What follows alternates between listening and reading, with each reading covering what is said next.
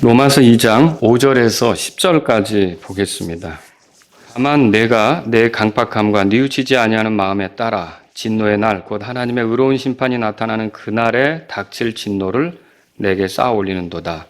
그분께서 각 사람에게 그의 행위대로 갚으시되 참고 꾸준히 잘 행함으로 영광과 존귀와 죽지 아니함을 구하는 자들에게는 영원한 생명으로 갚으시고 논쟁하기를 좋아하며 진리에 순종하지 아니하고 불의에 순종하는 자들에게는 경노와 진노로 갚으시리라. 악을 행하는 사람의 모든 혼 위에 환난과 공고가 닥치리니 먼저는 유대인의 혼 위에요 또한 이방인의 혼 위에며 다 같이요 선을 행하는 각 사람에게 영광과 존귀와 화평이 있으리니 먼저는 유대인에게요 또한 이방인에게로다. 아멘. 자, 오늘은 그 5절에 보시면 하나님의 의로운 심판 이렇게 표현된 부분이 있죠. 그래서 제가 오늘 하나님의 의로운 심판의 성격 이런 제목으로 말씀을 드리도록 하겠습니다. 우리가 계속해서 하나님의 심판에 대해서 살펴보고 있습니다. 하나님의 심판은 진리대로 된다. 이게 이제 진리의 말씀이죠. 그러니까 예수님을 통해서 죄들을 용서받지 못한 사람은 심판을 피할 수가 없습니다. 그러니까 하나님의 심판은 진리대로 되는 거예요. 특히 하나님의 선하심이 인도하여 회개케 하는데 그걸 무시하고 하나님의 선하심, 관대하심, 오래 참으심의 풍성함을 멸시하고 이 강팍함과 또 마음의 그런 어떤 여기에 보면은 우리 성경에 써 있어요. 뉘우치지 않는 것 이런 것들을 가지고서 하나님에게 저항한다. 회개케 하려고 하는 하나님의 일에 저항한다. 그렇게 되면 어떻게 되느냐? 그 사람은 하나님이 심판하시는 날에 닥칠 진노를 쌓아 올리게 되는 것과 같다. 이렇게 말하고 있어요. 그래서 오늘 제가 여러분하고 살펴볼 내용은 하나님의 심판이 어떻게 임할 것이냐. 다른 본문을 통해서 다른 성경 구절들을 통해서 여러 가지로 살펴볼 수 있겠지만 이 본문 안에서 제가 오늘 한 3가지로 여러분에게 말씀드리도록 하겠습니다. 하나님의 심판이 그렇게 주어지겠구나. 그렇게 이루어지겠구나. 이런 것들을 여러분이 한번 정리해보는 시간이 되었으면 좋겠습니다. 첫 번째로 뭐냐면 하나님의 심판은 각 사람에게 개별적으로 주어집니다. 자, 6절에 보세요. 우리 한번 읽어보겠습니다. 그분께서 각 사람에게 그의 행위대로 갚으시되 그랬고 10절에도 보겠습니다. 선을 행하는 각 사람에게 영광과 존귀와 화평이 있으리니 먼저는 유대인에게요 또한 이방인에게로다. 자, 이 두 구절을 보면 각 사람에게 이런 표현이 있어요. 이 각 사람에게라는 말은요 예외 없이 모든 각각의 사람을 의미합니다.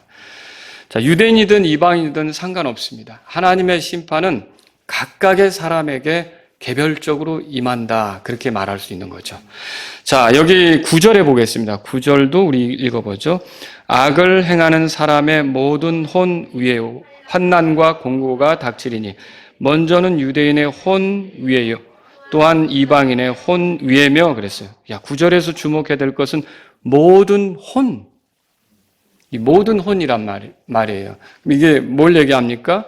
예외 없이 모든 사람 각각의 혼에게 하나님의 심판이 임한다. 이걸 말해주고 있는 거죠. 이 심판은 이렇게 개별적으로 이루어져요. 그러니까 유대인이든 이방인이든 상관없습니다. 모든 혼에게 개별적으로 이 심판이 이루어지게 된다라고 하는 걸 정리할 수 있습니다. 이건 이제 이렇게 말할 수 있죠. 하나님의 심판을 묶음으로 하나님께서 집행하지는 않으신다는 거예요. 예를 들면 어느 민족 따로 또 아니면 어느 집안 따로 이런 식으로 또 어떤 도시 사람 따로 이렇게 묶음으로 하시지 않고 물론 어떤 도시가 사악하게 되었을 때 거기에 대해서 심판하는 게 있지만 하나님께서는 개별적으로 사람을 다루시게 된다는 것을 우리가 볼 수 있어요. 이제 제가 이렇게 말씀드리면 여러분은 저한테 목사님 저는 성경에서 도시대로 이렇게 다루는 것처럼 느껴지는 구절을 본 적이 있는데요. 이렇게 말씀하실 수도 있어요. 이해합니다. 예를 들어서 마태복음 11장 20절에서 22절에 보면 예수님께서 이렇게 가르치는 부분, 말씀하시는 부분이 있는데 들어보세요. 그때 그분께서 능력 있는 일들을 가장 많이 행하신 도시들이 회개하지 아니하므로 그 도시들을 꾸짖기 시작하시니라. 고라시나 내게 화가 있을지어다. 베세다야 내게 화가 있을지어다. 너희 안에서 행한 능력 있는 일들을 두로와 시돈에서 행하였더라면 그들이 벌써 오래전에 굵은 베옷을 입고 죄 속에서 회개하였으리라. 그러나 내가 너희에게 이르노니 심판 날에 두로와 시돈이 너희보다 더 견디기 쉬우리라. 자, 이제 이 구절을 보면 베세다가 나오고 두로와 시돈이 나온단 말이에요. 그러면 이렇게 볼 때 두로와 시돈이 더 견디기 쉬울 거다. 심판 날에. 그 말은 심판이 없다는 말은 아니고 심판은 있겠지만 베세다에게 내려지는 심판이 더 클 거다. 이제 이런 의미로 우리가 받아들여질 수 있다는 것이죠. 베세다는 왜요? 이 지역은 예수님께서 특별히 자신의 권능을 더 많이 보여주셨고 또 주님이 가르치시면서 하나님의 뜻이 뭔지를 더 많이 이렇게 두로와 시돈에서는 하지 않았던 일, 그러니까 이 베세다에서는 아주 많이 했었던 것이죠.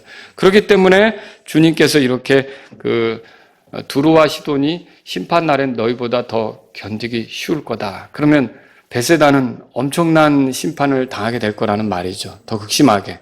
자, 이런 말들 때문에 목사님 이렇게 묶어서 도시별로 이렇게 심판하는 거 아닙니까? 라고 말할 수가 있죠.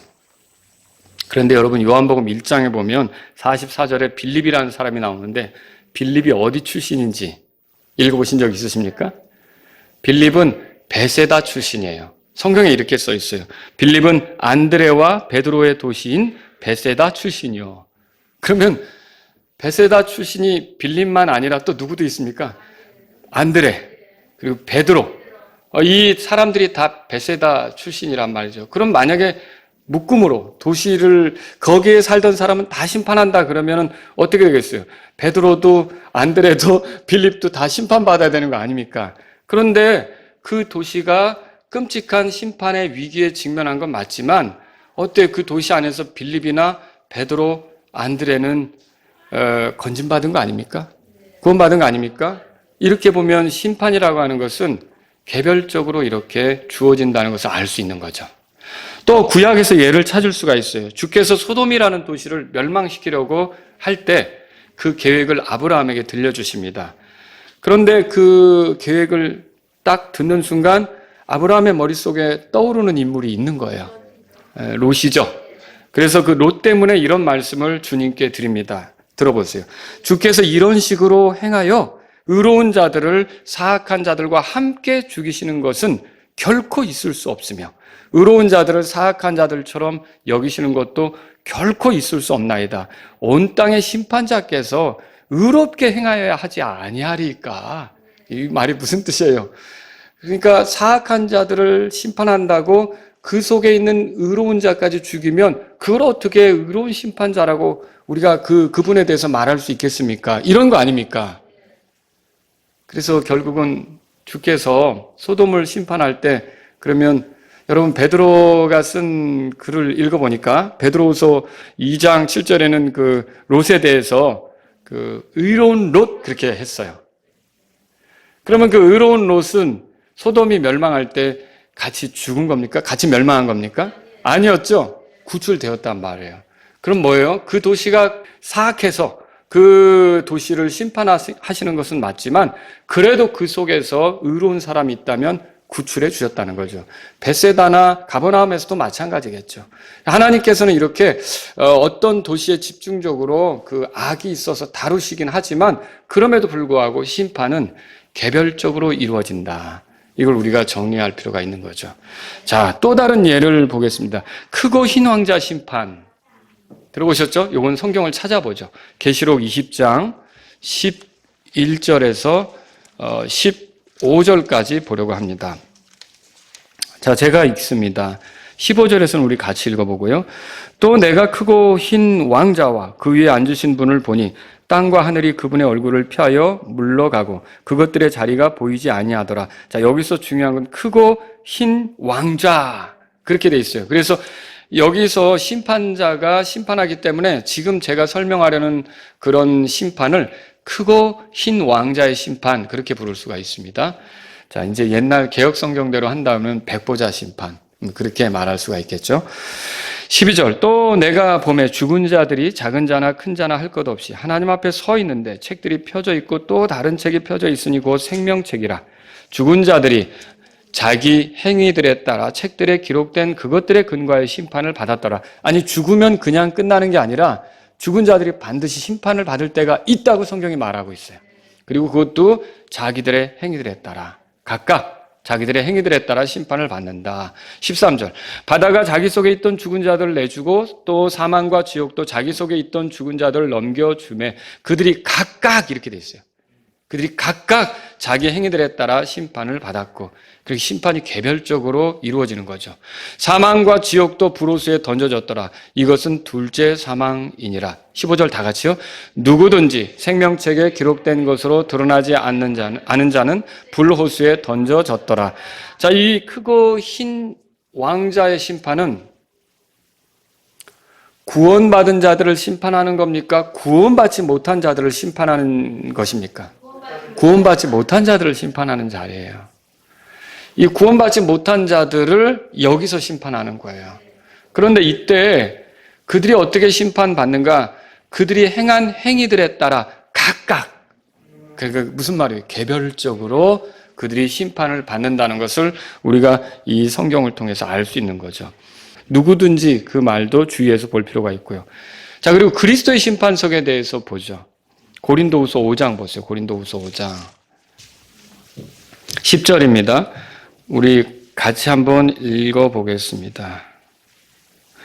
우리가 반드시 다 그리스도의 심판석 앞에 나타나리니 이로써 각 사람이 좋은 것이든 나쁜 것이든 자기가 행한 것에 따라 자기 몸 안에 이루어진 것들을 받으리라 그랬어요. 자, 여러분, 그리스도의 심판석은 구원받은 사람이 서는 심판자리입니까? 구원받지 못한 자들이 서는 심판자리입니까? 이건 구원받은 자들이 서는 심판자리예요. 자, 이런 구분을 해서 볼 필요가 있겠죠. 근데 여기 우리라는 말이 그거죠. 우리는 바울과 고린도 교회 성도들, 우리 그 모든 성도들을 말하는 거죠. 그죠? 우리가 다 그리스도의 심판석 앞에 나타난다. 반드시 그리스도 심판석 앞에 나타난다 그랬어요. 그러니까 저와 여러분이 예외 없이 다 구원받았다면 이 자리에 서게 될 겁니다. 그러니까 그리스도의 심판석 앞에 서게 될 거란 말이죠. 근데 여기 10절에 보니까 각 사람이 그랬어요. 좋은 것이든 나쁜 것이든 자기가 행한 것에 따라 자기 몸 안에 이루어진 것들을 받는다 그랬어요. 그러면 이 그리스도의 심판석에서 심판받을 때 이것도 역시 개별적으로 받는다는 걸 알 수 있어요. 각 사람이 받는 거죠. 예외 없이 각 사람이 그렇게 받는 거예요. 여러분이 마라나타 침례교회에 다녔다고 해서 이걸 잘 생각해야 돼요. 마라나타 침례교회 다녔다고 해서 여러분이 묶음으로 마라나타 침례교회 어떤 그 다니는 사람들에게 혜택을 주고 그런 것은 아닙니다. 그러니까 마라나타 침례교회 다니면서 말씀을 정확히 배우고 훈련받은 것은 심판석, 그리스도의 심판석 앞에 서는 그 준비를 하는데 도움이 되는 것은 사실입니다. 그러나 마라나타 침례교회 지체였다는 그 자체, 이것만을 가지고 이 사람들은 마라나타 침례교회 지체였네 라는 사실을 가지고 여러분들이 뭐 묶음으로 더 특별한 대우를 받는다든지 그런 것은 아니라는 것이죠. 자, 예를 들어서 이제 어떤 인사 담당자가 자기가 선호하는 대학이 있는데 그 대학 출신이 이력서를 가지고 왔다 그러면 가산점을 주려고 한다. 그러면 나중에 그게 드러났을 때 좀 불합리하다고 이렇게 할 거 아닙니까? 그런데 주께서도 그리스도의 심판석에서 쭉 보시더니 마라나타 출신이네? 라고 해서 마라나타 출신만 다 이렇게 따로 대하고 이런 것은 아니라는 거죠. 다 개별적으로 여러분들이 심판석에 서게 된다는 것입니다. 그러니까 아무리 마라나타 침례교회 지체였어도 하나님의 말씀대로 배운 대로 잘 살지 못했으면 거기서 특별 대우 받는 게 아니라 상을 얻을 기회를 놓치게 될 수도 있는 거죠. 이 상이라고 하는 것, 보상, 심판석에 서는 것은 개별적으로 다루어진다는 것을 알 필요가 있는 거죠. 민족들의 심판도 마찬가지예요. 마태복음 25장 펴보세요. 마태복음 25장. 자, 거기에 보면은 환란 시절에 그 환란을 통과하고 남게 된 이방인들을 다루는 그 심판에 대해서 언급하고 있는데 31절부터 제가 읽습니다. 사람의 아들이 자기 영광 중에 모든 거룩한 천사와 함께 올 때 자기 영광의 왕자에 앉아서, 이거 천사와 함께 온다는 건 결국은 이제 이 땅을 심판하러 오시는 거 아닙니까? 이때 자기 영광의 왕자에 앉는데 32절에 보세요. 모든 민족들을 자기 앞에 모으고 목자가 염소들로부터 자기 양들을 갈라내듯 그들을 일일이 분리하여, 33절 다 같이요.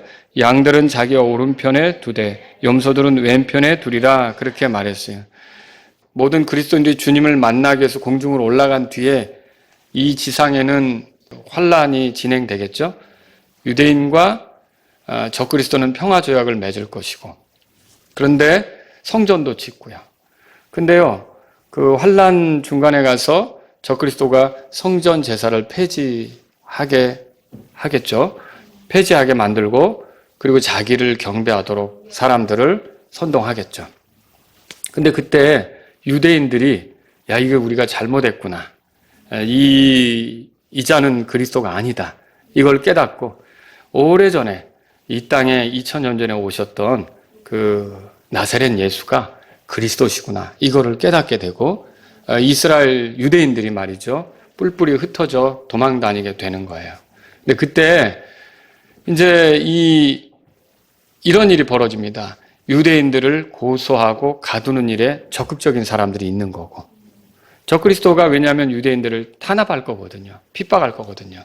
그리고 반대로 이제 유대인들을 숨겨주고 보호해주고 먹여주는 사람이 있을 거고. 그래서 25장 그 뒤에 보면 바로 그런 것들을 말씀하시는 거예요. 내 형제들이 줄일 때 너희가 먹을 걸 줬다. 내 형제들이 헐벗었을 때 너희가 입을 걸 줬다. 이런 말이 결국은 그 유대인들을 어떻게 대우했느냐로 하는 건데, 여러분 이때 그 유대인들은 예수님이 그리스도라는 걸 인정하고 이렇게 핍박을 피해 도망 다니는 거기 때문에 유대인들을 보호한다는 것은 어떻게 보면은 예수님을 그리스도로 인정한 것을 같이 수용하는 셈이 되는 거고, 만약 유대인들을 거부하고 핍박하는데 가담해서 유대인들을 괴롭힌다 그러면 예수님이 그리스도라는 것을 거부하는 셈이 되는 거죠. 그렇죠? 그걸 알 수 있어요. 근데 들어보세요. 만일 그 환난 시절에 어떤 독일인이 유대인을 붙잡아 가는 일에 가담하고 협조한다면 그 사람은 양이 될까요? 염소가 될까요? 염소가 되겠죠. 염소로 분류되겠죠. 독일인이라도 예수님을 믿는 그 유대인들을 숨겨주고 먹여주고 보호했어요. 그러면 그 독일인은 양으로 분류될까요? 염소로 분류될까요? 양으로 분류되겠죠. 자, 동일한 독일인이라도 그들이 어떻게 행했느냐에 따라서 이렇게 다르게 분리가 되는 거예요. 다르게 분리가 되는데 2차 대전 중에 여러분 아시잖아요. 히틀러의 영향 하에 독일인들이 얼마나 유대인들을 많이 잔혹하게 처참하게 이렇게 학살했습니까? 그런데 자, 독일인이라는 이유만으로 모두 염소가 된다. 그겁니까? 그건 아니에요. 독일인 중에도 염소가 많겠지만 유대인에게 호의를 베푸고 숨겨주었던 사람들 있지 않습니까? 이런 사람들은 이제 양으로서 이렇게 분리될 수가 있다는 것이죠. 여기 보면은 25장 거기 32절에 보니까 모든 민족들을 자기 앞에 모으고 목자가 염소들로부터 자기 양들을 갈라내듯 그들을 뭐라고 돼 있어요? 일일이 분리한다 그랬어요. 개별적으로 이거를 다 분리해내는 거예요. 그러니까 이런 말씀들을 통해서 우리가 알 수 있는 것은 여러분 심판은 개별적이다. 개별적이다. 그러니까 우리가 개인이 주님 앞에 서서 주님 앞에서 심판받아야 된다는 것을 여러분이 알 필요가 있다는 거죠. 내가 누구랑 친하기 때문에 같이 나를 좀 잘 봐주겠지. 내가 어떤 그룹에 속해 있었기 때문에 나에게 좀 혜택이 있겠지. 여러분 이렇게 생각하면 안 되고 각각이 개별적으로 주님 앞에 서게 된다는 것을 알 필요가 있다는 거죠. 두 번째로요. 하나님의 심판은 각 사람에게 차별 없이 주어집니다. 자, 개별적이라 그랬죠. 처음에는. 두 번째는 차별 없이 주어집니다. 자, 오늘 본문의 말씀 9절을 보세요. 9절. 같이 읽겠습니다. 악을 행하는 사람의 모든 혼 위에 환난과 공고가 닥치리니 먼저는 유대인의 혼 위에요 또한 이방인의 혼 위에며. 또 10절에도 보면요. 먼저는 유대인에게요 또한 이방인에게로다. 그런 말 찾으셨죠? 예, 이게 그 유대인이라고 더 특별하게 대우하고 이방인이라고 좀 이렇게 경시하고 이런 심판이 아니라는 거예요. 차별 없이 이 심판이 이루어지는 거예요.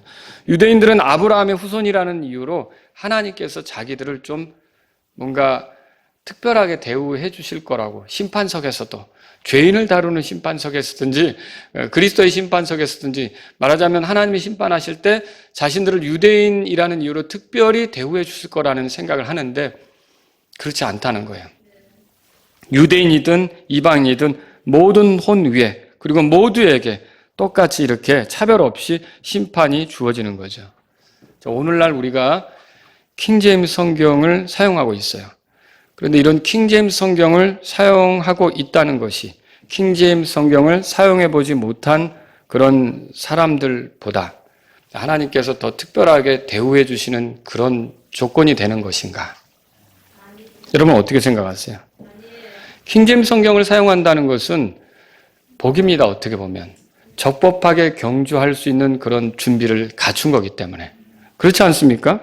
그 관을 얻기 위해서는 법대로 경주해야 되는데, 그런데 이 법이 정확하지 않으면은 나중에 상을 얻을 그런 그 기회를 놓칠 수도 있는 거잖아요. 그러니까 법을 정확하게 제시할 수 있는 정확한 성경을 가지고 있다는 것은 여러분 복이란 말이죠. 그런데 아무리 킹제임스 성경을 가지고 있어도 그 말씀대로 행하지 않으면 킹제임스 성경을 가지고 있는 그 자체로 조금 더 유리한 위치에서 상을 받게 되는 겁니까? 절대 그렇지 않다는 거죠. 절대 그렇지 않다는 거예요. 유대인에게서 서기관이 있었어요. 그리고 서기관은 얼마나 말씀을 잘 보존하려고 애를 썼습니까? 그런데도 그 유대인들 이방인과 별로 차이 없도록 하나님께서 차별하지 않고 똑같이 심판하시는 거예요. 그렇다면 저와 여러분들이 킹제임스 성경 하나 가지고 있다고 심판석에서 더 특별한 대우 받을 거라고 생각해서는 안 되는 거죠. 중요한 거는 이 좋은 하나님의 말씀을 가지고 있다면 그것을 읽고 거기에 있는 대로 지켜 행하고, 이게 더 중요한 거 아닙니까? 요한계시록 1장 3절에 그랬어요. 그 안에 기록된 그것들을 지키는 자들은 복이 있다 이렇게 말하고 있어요.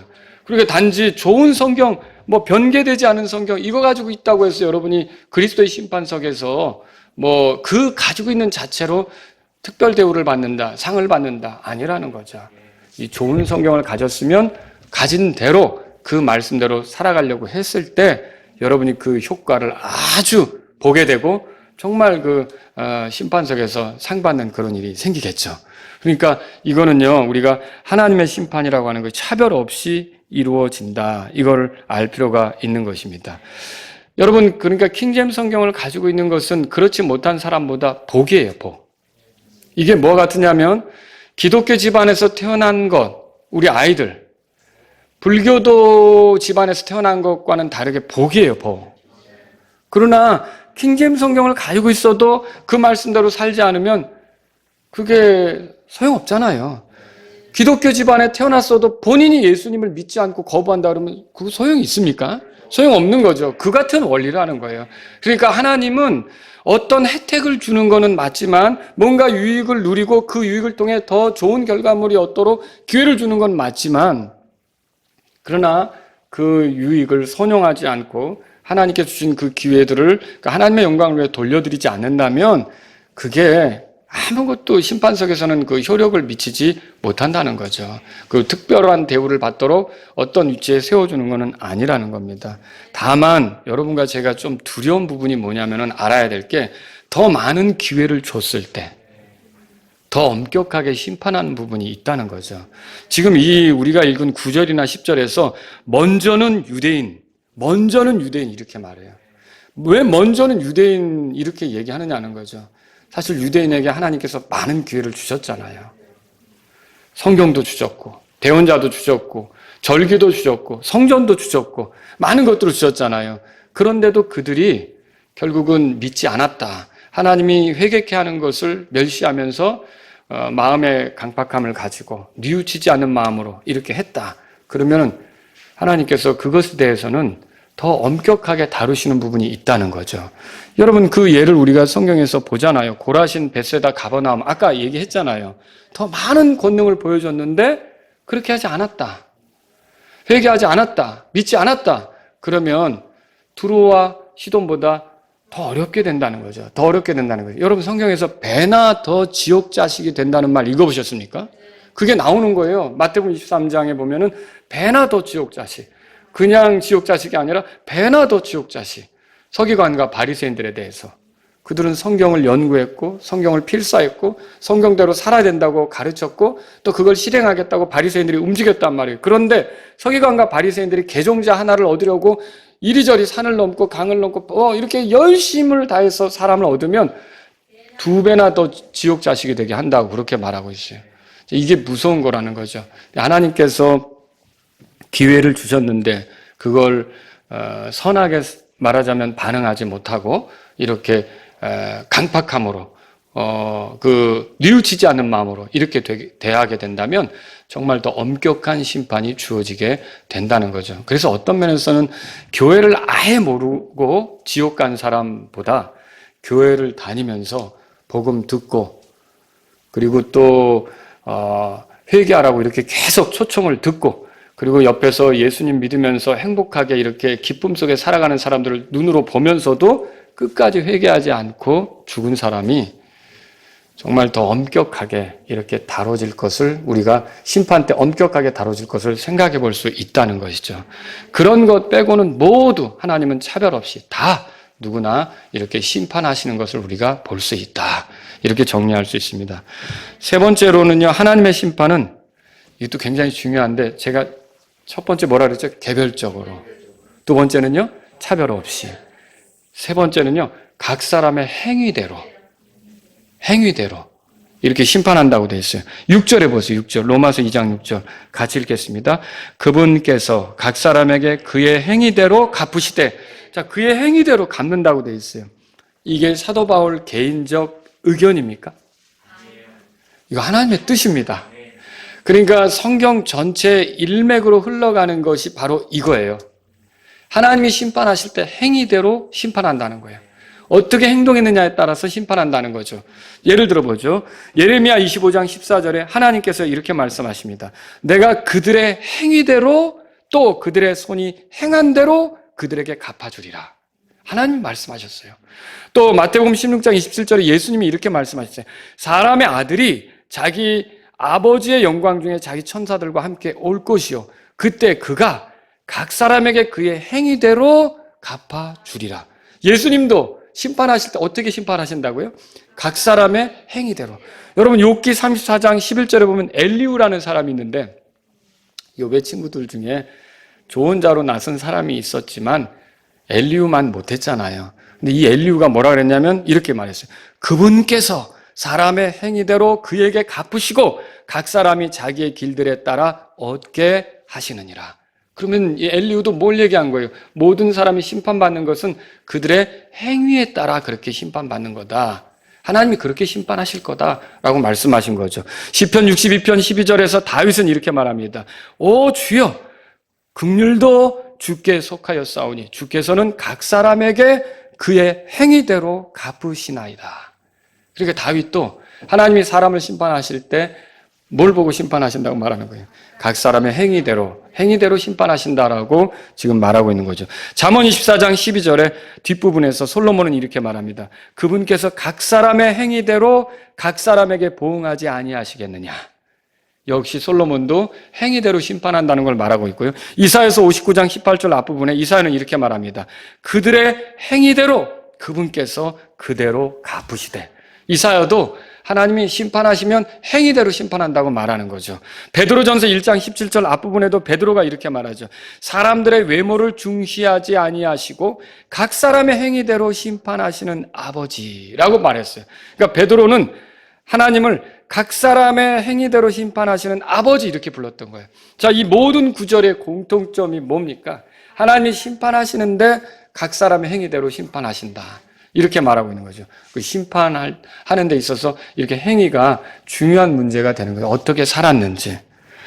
자, 그런데 성경이 이렇게 말한다고 해서 여러분이 또 오해해서는 안 되는 안 되는 것이 있습니다. 오해해서는 안 되는 거. 이게 또 극단으로 가는 건데, 행위대로 심판해? 그러면 우리가 하나님 앞에 의롭다는 판정을 받는데, 우리 행위로 의롭다는 판정을 받겠구나. 맞아요, 틀려요? 이건 전적으로 잘못된 거죠. 이건 전적으로 잘못된 거예요. 갈라디아서 2장 16절에 보면 행위로 의롭다함을 얻을 육체는 없다고 그랬어요. 또 에베소 2장 8절에 보면 구원이라고 하는 거 은혜로 받는다라고 명백하게 말해주고 있어요. 그래서 행위로 의롭게 된다? 또 이 극단에 빠지면 안 되는 거죠. 그런데 이거는 기억하셔야 돼요. 그리스도의 심판석에서 구원받은 자들이 심판받아요? 구원받지 못한 자들이 심판받아요? 구원받은 자들이 심판받잖아요. 그런데 그 그리스도의 심판석에서 다뤄질 것도 물론 마음의 의도부터 시작해서 각 사람의 행위가 다뤄지는 거예요. 각 사람이 행한 대로 심판받는 것이 그리스도의 심판석이라는 거죠. 그러니까 믿는 사람을 다루는 그 심판도 우리가 믿은 다음에 어떻게 행동했는지로 심판을 받게 되는 거예요. 우리 마음에서부터 그런 행동이 진실하게 나왔을 때 하나님은 그걸 인정하실 것이고, 우리가 말씀을 알지만 행동으로 순종하지 못했을 때는 그거는 기억되지 않을 것이고. 여러분, 그러면 반대로 크고 흰 왕자 심판석에서는 구원받은 자들을 심판합니까? 구원받지 못한 자들을 심판합니까? 구원받지 못한 자들을 심판하죠. 근데 그때도 역시 계시록 20장에 보니까 구원받지 못한 자들을 심판하는데 그들 각각이 행한 것에 따라 심판한다고 되어 있어요. 그럼 이런 것들을 종합해 볼 때 하나님의 심판은 행위대로 된다는 것을 알 수 있는 거죠. 그럼 이걸 정리하셔야 돼요. 자, 그래서 또 어떤 분은 이렇게 얘기하는데 여러분 이거 주의하세요. 침례자 요한이 예수님의 머리에 안수할 때 침례를 주기 위해서 세상 죄가 넘어갔다는 거예요. 그때 그 순간에. 그래서 예수님이 세상 죄를 지고 십자가에서 처형됐기 때문에 모든 사람의 죄는 다 처리가 됐다는 거죠. 거기까지는 이해를 하겠어요. 그래서 사실은 모든 사람의 죄가 다 용서됐다는 거예요. 저 밖에 있는 사악한 사람들의 죄도 다 용서가 됐다는 거죠. 그런데 그 사람들이 그럼 왜 멸망하느냐? 결국 예수님을 믿지 않는 그 죄, 그것 때문에 멸망하는데, 그들이 심판받는 것은 예수님을 믿지 않기 때문에 심판받잖아요. 근데 심판석에서 다뤄질 것은 예수님을 믿지 않는 것만 다뤄질 거라는 거죠. 왜냐하면 저거는 예수님이 다 해결해 놓으셨기 때문에, 그들이 행한 죄들은 다 예수님이 해결해 놓으셨기 때문에. 여러분, 그거 맞습니까? 그렇지 않습니다. 항상 문제는 자기가 믿고 싶은 대로 믿으려고 하는 거죠. 그게 문제인데 성경은 그렇게 가르치지 않습니다. 아까 우리가 구원받지 못한 자들이 심판받는 그 크고 흰 왕자 심판석에서 어떤 일이 벌어지는지를 읽어봤잖아요. 다시 한번 읽어드리면, 죽은 자들이 자기 행위들에 따라 책들에 기록된 그것들에 근거하여 심판을 받았더라. 바다가 자기 속에 있던 죽은 자들을 내주고 사망과 지옥도 자기 속에 있던 죽은 자들을 넘겨주며, 지옥이 죽은 자들을 넘겨준다는 말은 뭐냐면 지옥에 갇혔던 구원받지 못한 자들이 심판받기 위해 다시 나오는 거예요. 사망도 넘겨준다는 말은 그들이 이제 죽지 않는 그런 몸으로 다시 일어난다는 거예요. 여러분, 그 구원받지 못한 자들도 부활하는 거 아시죠? 영원히 고통받기 위해서 부활하는 거죠. 그렇게 해서 사망도 지옥도 그들을 내준다는 거예요. 그런데 이 사람들이 어떻게 심판받느냐? 죽은 자들을 넘겨주며 그들이 각각 자기 행위들에 따라 심판을 받았고, 각각 자기 행위들에 따라 심판을 받았다고 되어 있어요. 그 성경은 구원받지 못한 자들이 그 행위들에 따라 심판받는다라고 말하고 있어요. 그럼 이건 뭘 얘기하는 거냐? 이 믿지 않는 저 세상의 사람들을 위해 예수님이 피 흘려주신 건 맞아요. 그들이 용서받도록 모든 것을 해주신 것은 맞아요. 그러나 그들이 예수님을 믿지 않으면, 예수님을 구원자로 믿지 않으면, 예수님이 자기들을 그 회개에 이르도록 하기 위해서 오신 그 구원자라고 믿지 않으면 어떻게 되느냐? 아무 죄도 용서받은 게 없게 되는 거예요. 어떤 죄들도 용서받은 사실이 없게 되는 거죠. 그들의 죄는 그대로 남아있게 되는 거예요. 그러니까 그 죄들, 그 행위들, 그것이 다 다뤄지게 되는 거죠. 그러니까 단지 모든 죄들은 끝났기 때문에 죄인들이 예수님 믿지 않는 죄만 가지고 심판석에서 다뤄질 거다. 그건 아니라는 거죠. 이해하시겠죠? 자, 이거 제가 개인적으로 드리는 말씀이 아니라 예수님 말씀이에요. 요한복음 한번 펴보세요. 요한복음 8장 펴보세요. 요한복음 8장. 여러분, 요한복음 8장쯤 나오면 이미 침례자 요한에게 침례 받으시고 한참 지난 거예요. 그렇지 않습니까? 요한복음 1장에서 예수님이 침례 받는 게 나오잖아요. 요한에게. 그럼 8장이면 한참 지난 뒤에요. 그러면은 지난 뒤면은 온 세상 사람들의 죄는 뭐 예수님에게만 있어야 되겠죠. 그렇잖아요. 그게 맞다면, 그렇게 안수해서 죄가 넘어간 게 맞다면. 그런데 보세요. 8장 거기 보시면 예수님이 이런 말씀을 하신단 말이에요. 24절 다 같이 읽겠습니다. 24절. 그러므로 내가 너희에게 말하기를 너희는 너희 죄들 가운데서 죽으리라 하였노니 너희가 만일 내가 그인 줄 믿지 아니하면 너희 죄들 가운데서 죽으리라 하시니라 그랬어요. 그러면 이게 보세요.